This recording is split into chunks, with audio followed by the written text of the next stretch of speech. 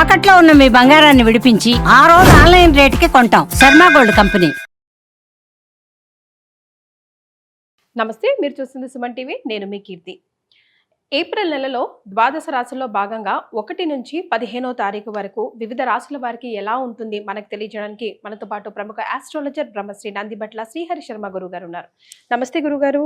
వాగర్థ వివ సంపృక్తౌ వాగర్థ ప్రతిపత్తయే జగతః పితరౌ వందే పార్వతీ పరమేశ్వరౌ ఆదిత్యాయ చ సోమాయ మంగళాయ బుధాయ చ గురుశుక్ర శనిభ్యశ్చ రాహవే కేతవే నమః. శృంగేరి జగద్గురు పీఠాధిపతులకి కంచి పీఠాధిపతులకి నమస్కారములు తెలియజేసుకుంటూ కార్యక్రమాన్ని ప్రారంభిద్దాం. ద్వాదశ రాశులలో జన్మించినటువంటి వారికి ఏప్రిల్ మాసములో 1వ తారీఖు నుంచి 15వ తారీఖు వరకు ఏ విధంగా ఉండబోతుంది అనే విషయం తెలుసుకునే ముందు గ్రహస్థితి తెలుసుకుందాం.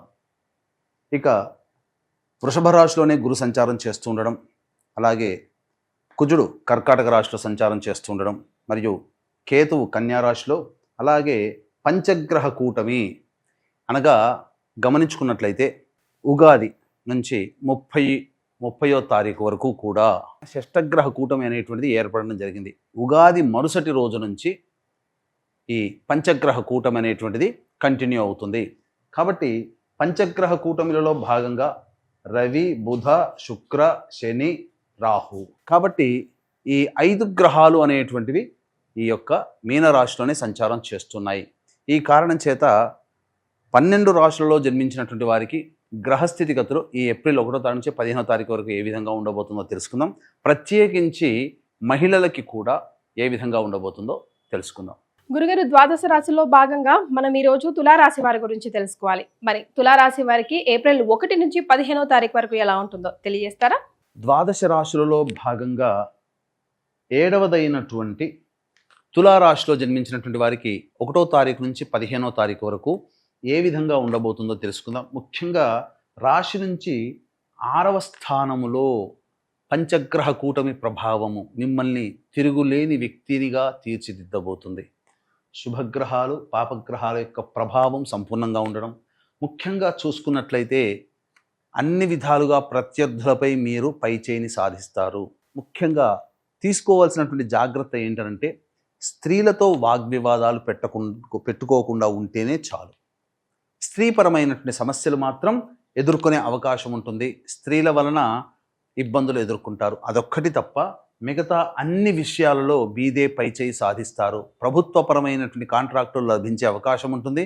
ప్రభుత్వపరంగా రావాల్సినటువంటి సొమ్ము ఏదైతే ఉంటుందో అవన్నీ కూడా తిరిగి తెచ్చుకుంటారు. ముఖ్యంగా విద్యార్థులకి మాత్రం గురుబలం తక్కువగా ఉంది. కాబట్టి దేవతా అనుగ్రహాన్ని పొందే ప్రయత్నం చేయండి. అలాగే ఉత్సాహముతో అన్ని విధాలుగా ఉంటారు. కానీ సమయానికి జ్ఞాపక శక్తి రాకపోవడం వల్ల, జ్ఞాపక శక్తిని మీరు పొందలేకపోవడం వల్ల పరీక్షలలో కొంత ఉత్తీర్ణత శాతం తగ్గుతుంది. కాబట్టి జాగ్రత్తలు పాటించండి విద్యార్థులు. అలాగే వ్యాపారాలలో చూసుకున్నట్లయితే ప్రధానంగా ఫుడ్కు సంబంధించి, ఎడ్యుకేషనల్ సంబంధించి, అలాగే హోటల్ ఇండస్ట్రీస్ వాళ్ళు, ఎఫ్ఎంసీజీ ప్రొడక్ట్స్ రంగంలో ఉన్నటువంటి వాళ్ళు, ఇట్లాంటి రంగంలో ఉన్నటువంటి వాళ్ళు జాగ్రత్తలు పాటించండి. వ్యాపార విస్తరణ చేసుకోకూడదు. నష్టము పొందే అవకాశం ఉంటుంది. కాబట్టి జాగ్రత్తగా ఉండండి. ఎవరికి అప్పులుగా ఇవ్వకండి. ఎందుకంటే ఈ తులారాశిలో జన్మించినటువంటి వాళ్ళకి అప్పులు ఇవ్వడం ద్వారా చాలా మటుకు నష్టాలు ఈ యొక్క 15 రోజుల్లో పొందబోతున్నారు. అన్నిటికంటే ప్రధానముగా ఉద్యోగము చేస్తున్నటువంటి వ్యక్తులకి ఉద్యోగంలో ప్రశాంతత లేకుండా ఉంటుంది. ఉద్యోగం మారాలనేటువంటి తపన మిమ్మల్ని వేధిస్తుంది. ఆ ప్రయత్నంగా అడుగులు వేస్తారు. చక్కగా విజయాన్ని సొంతం చేసుకునే అవకాశం గోచరమవుతుంది. కాబట్టి ప్రయత్నం చేయండి. ఉద్యోగంలో మీకు మంచి అభివృద్ధి అనేటువంటిది వస్తుంది. నిరుద్యోగస్తులు ఉద్యోగంలో స్థిరపడే అవకాశాలు ఈ తులారాశిలో జన్మించినటువంటి వారికి గోచరమవుతుంది. కాబట్టి ఆ విధంగా ప్రయత్నం చేయండి. చక్కటి స్థితిని పొందుతారని చెప్పవచ్చు. ముఖ్యంగా వివాహం కావాల్సినటువంటి అబ్బాయిలకి, అమ్మాయిలకి వివాహ సంబంధాలు జాప్యమవుతాయి, ఆలస్యంగా అవుతాయి. అలాగే ప్రధానంగా ఇంటికి సంబంధించినటువంటి కళ ఏదైతే ఉంటుందో అది లోన్స్ శాంక్షన్ అవ్వడం కానీ, లేకపోతే ఇంటికి సంబంధించినటువంటి పెండింగ్లో ఉన్నటువంటి పనులన్నీ కూడా సజావుగా అనుమతులు వచ్చి తద్వారా ఇంటి పని చురుగ్గా కొనసాగుతుందని చెప్పవచ్చు. ఇక ప్రధానంగా మీకు కోపము అధికంగా వస్తుంది ఈ 15 రోజుల్లో. కాబట్టి చిరాకు, కోపము అనేటువంటిది లేకుండా సౌమ్యంగా ఉండడానికి ప్రయత్నం చేయండి. ధ్యానాన్ని అలవాటు చేసుకోండి. అన్ని విధాలుగా బాగుంటుంది. ఖర్చులు కూడా ఎక్కువగానే ఉంటాయి. కాబట్టి ఆదాయానికి మించిన ఖర్చులు ఉండడం వల్ల కొన్ని సమస్యలు ధనపరంగా ఎదుర్కొంటారు అంతే తప్ప మిగతా అన్ని రకాలుగా యోగదాయకంగా ఉంటుందని చెప్పవచ్చు.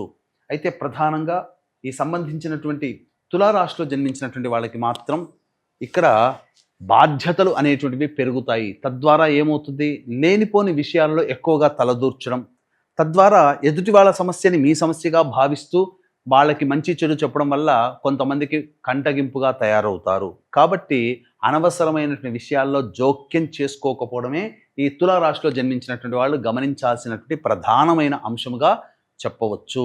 అయితే ఇక్కడ ప్రధానంగా చూసుకున్నట్లయితే ఈ యొక్క తులారాశిలో జన్మించినటువంటి వ్యాపారస్తులు పెట్టుబడులు పెట్టకపోవడమే చాలా మేలు.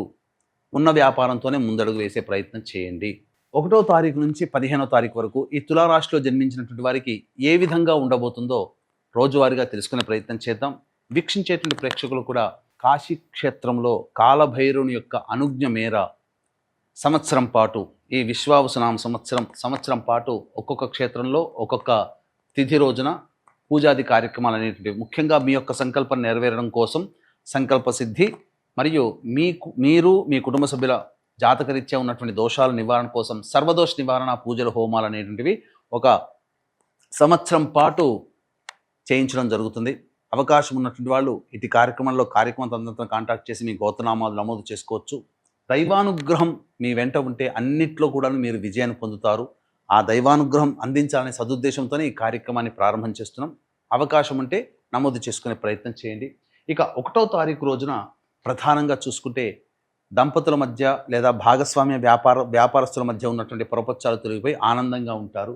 2, 3 తారీఖుల్లో కనుక చూసుకున్నట్లయితే ధనము ఖర్చు ఎక్కువగా ఉంటుంది, మానసికమైనటువంటి ప్రశాంతత లోపిస్తుంది. అలాగే ప్రధానంగా పెద్దల యొక్క అండదండలు లేకపోవడం వల్ల తీసుకునే నిర్ణయాలు ఇబ్బందిగా మారుతాయి. ఆ 2, 3 తారీఖులు అని చెప్పవచ్చు. ఒక జిగ్జాగ్ లాగా వ్యవస్థ ఉంటుంది.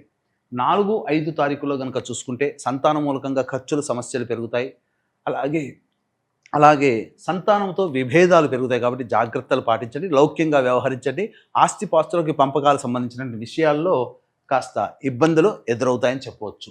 ఇక 6, 7, 8, 9, 10 తారీఖుల్లో ఆదాయానికి మించినటువంటి ఖర్చులు ఉన్నప్పటికీ కూడాను వాటినన్నింటినీ కూడా ధైర్యంగా ఎదుర్కోగలుగుతారు. రాని బాకీలు వసూలు అవుతాయి. ముఖ్యంగా ఉద్యోగం మార్పు చేసుకోవాలనేటువంటి వాళ్ళకి ఉద్యోగం మార్పు చేసుకోవడం చాలా యోగదాయకంగా ఉంటుందని చెప్పవచ్చు. అన్ని విధాలుగా ఆనందదాయకంగా ఉంటుంది.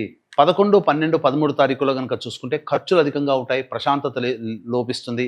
అలాగే ఏ పని చేయాలన్నా ఆ పనులలో అడ్డంకులు అనేటివి మిమ్మల్ని ఒకంత నిరుత్సాహానికి గురి చేస్తాయి. సమయానికి నిద్ర పట్టకపోవడం, సమయానికి భోజనం చేయలేకపోవడం వంటి సంఘటనల ద్వారా శారీరకంగా కొంత అనారోగ్యం చేసే అవకాశం గోచరమవుతుంది. ఇక 14, 15 తారీఖుల్లో పెండింగ్లో ఉన్నటువంటి పనులు పూర్తి చేసుకోవడం, తద్వారా ఆనందకరమైనటువంటి జీవితాన్ని పొందుతారని చెప్పవచ్చు. ఆనందంగా ఉత్సాహంగా విందులు వినోదాల్లో పాల్గొంటారని చెప్పవచ్చు. మరి తులారాశిలో జన్మించిన మహిళలకి ఏప్రిల్ 1 నుంచి 15వ తారీఖు వరకు ఎలా ఉంటుంది ఒకసారి తెలియజేయండి గురుగారు. ఈ రాశిలో జన్మించినటువంటి మహిళలకి తిరుగంటూ ఉండదు. అన్ని విధాలుగా యోగదాయకంగా ఉండేటువంటి పరిస్థితి. ముఖ్యంగా గమనించుకున్నట్లయితే మీ పట్ల బాధ్యతలు, ఎక్స్పెక్టేషన్స్ ఎక్కువగా ఉంటాయి. కాకపోతే పెద్దల యొక్క సహాయ సహకారాలు లేకపోవడం వల్ల ఇబ్బందికర పరిస్థితులు. వివాహం కావాల్సినటువంటి అమ్మాయిలకి మాత్రం జాగ్రత్తలు పాటించండి. ముఖ్యంగా సాటి స్త్రీల వలనే ఈ తులారాశిలో జన్మించినటువంటి వారికి సమస్యలు అధికంగా ఉంటాయి. ముఖ్యంగా బ్యూటీ పార్లర్, బొటిక్ మరియు గార్మెంట్స్, రెడీమేడ్ గార్మెంట్స్ మరియు ఈ సంబంధించినటువంటి క్లాత్ ఇండస్ట్రీస్లో ఉన్నటువంటి వాళ్ళు, ఫైనాన్స్ రంగంలో ఉన్నటువంటి వాళ్ళు జాగ్రత్తగా ఉండండి. ఎందుకనంటే మీరు రుణగ్రస్తులయ్యేటువంటి అవకాశం గోచరమవుతుంది. కాబట్టి ఎట్టి పరిస్థితుల్లో కూడా ధనానికి సంబంధించిన వ్యవహారాల్లో ఈ రాశిలో జన్మించినటువంటి మహిళలు జాగ్రత్తలు పాటించండి. బాధ్యతలు పెరుగుతాయి, కానీ ఆ బాధ్యతలు పెరిగినటువంటి సమానంగా మీకు గౌరవ మర్యాదలు పెరగవు. అదొక్కటే లోపము తప్ప అన్ని విధాలుగా ఆనందదాయకంగా ఉంటుందని చెప్పవచ్చు. మరి వీరు పాటించవలసిన పరిహారాలు కూడా ఒకసారి మనం గుర్తు చేసుకుందాం గురుగారు. ఇక ఈ తులారాశిలో జన్మించినటువంటి వాళ్ళు సమస్యల పరిష్కారం కోసం ప్రతిరోజు కూడాను కాలభైరవాష్టక పారాయణం రోజుకి 3 సార్లు పఠించండి. అలాగే ఏప్రిల్ 18వ తారీఖు రోజున కాలభైరవుని యొక్క అనుజ్ఞ అనుసారం సంవత్సరం పాటు మీ కుటుంబ సభ్యుల గోతనామాదులతో మీ సంకల్పం నెరవేరాలి, మీ జాతక సమస్యలు నెరవేరాలనే ఉద్దేశంతో సంకల్ప సిద్ధి, సర్వదోష నివారణ పూజలు హోమాలు అనేటువంటివి ప్రారంభించడం జరుగుతుంది. ఇట్టి మహత్తరమైనటువంటి కార్యక్రమంలో నమోదు చేసుకునే ప్రయత్నం చేయండి. మంచి విజయాన్ని పొందుతారని చెప్పవచ్చు. చాలా సంతోషం అండి. ధన్యవాదాలు. సర్వం శ్రీ ఉమామహేశ్వర పరబ్రహ్మార్పణమస్తు.